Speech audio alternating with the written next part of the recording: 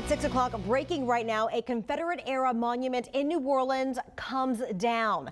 Crews working throughout the night have now removed the Liberty Place monument, which was located near the river, with the only thing now left behind, the base. And we have been covering the story for you all morning long with live team coverage.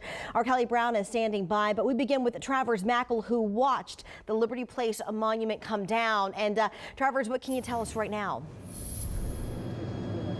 Well, Randy, I can tell you it took just over 4 hours, and as you said, the Battle of Liberty Place Monument, the first one of these four set to go, is down. Take a look behind me. The only thing that's left, that cement and marble base right there. Check out this video from earlier tonight. With a heavy police presence, contractors started work right at about 1:30. They had contractors out here in bulletproof vests and helmets, wearing masks. They had snipers on the roof. We all know by now a lot of contractors had been threatened, but this work went off without a hitch. The monument then loaded onto a flatbed truck and hauled off to an undisclosed warehouse that the city has not announced the location of just yet. The Battle of Liberty Place commemorates the battle from 1864, when members of the White League rose up and got into a battle with members of an integrated New Orleans police force. We caught up with people here this morning who are against and for the monument removal. Here's what they told us. Then let's have a celebration. Let's let people know that this administration is firmly behind getting rid of these statues, and we're looking forward to the future. And that's why it's important for us to be out here to witness this. You can't change it by pulling down monuments. It's our history. But you can attempt to create enough ignorance in the people so they won't know their history. They'll lose their identity. And the City Council cleared the way for this to happen at the urging of Mayor Mitch Landrieu back in December of 2015. And once again, it took just over 4 hours, Randy, but that is all that's left here on the riverfront of what's the battle of the monument for the Battle of Liberty Place. It is completely down right now, and it has been taken to that warehouse at an undisclosed location. We'll obviously have much more coming up throughout the course of this hour. For now, we're live on the riverfront. I'm Travers Mackle, WDSU News. And Travers, as you know, many people very critical of this move, with supporters of the monument spending the overnight hours trying to keep the statues up with a vigil at the Jefferson Davis Monument in Mid-City. That's where we find Kelly Brown, who continues our team coverage. And Kelly, are those candles still burning out there?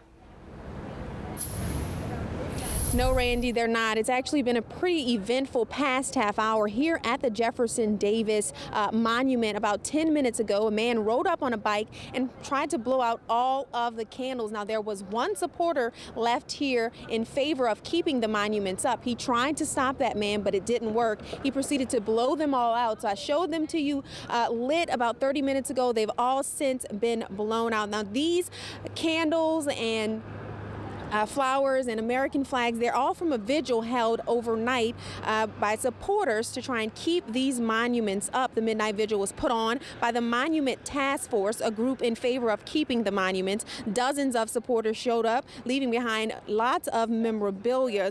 Now, this monument in particular commemorates the former president of the Confederacy, Jefferson Davis. The group says that rumors have been swirling for days about the possible takedown, and as they became a reality, they urged other supporters through Facebook, text messages, and phone calls to come out and stand in solidarity to keep what they say is a part of history. Now, members of the group say they're concerned with the lack of transparency in removing and storing these monuments. Is a civil rights museum, a slavery museum, or that they could be put in there was talk to move them to Biloxi, and Davis has a museum in Biloxi. So would you honor him by letting him go there, or do you want to have him vilified? So right now, that's what the concern is that will they be vilified in a new museum, or will someone say, here was a guy that actually, he financed the sale of his plantation to his former slaves.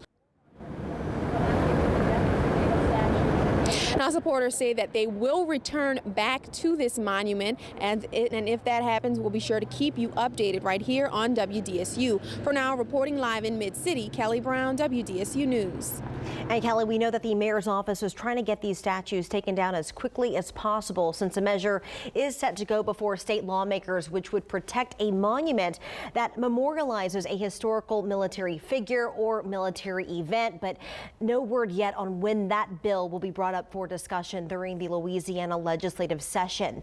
And Mayor Mitch Landrieu sent out this tweet overnight in response to the removal, saying, July 2015, we promised to move 4 Confederate monument statues that do not represent diversity of NOLA.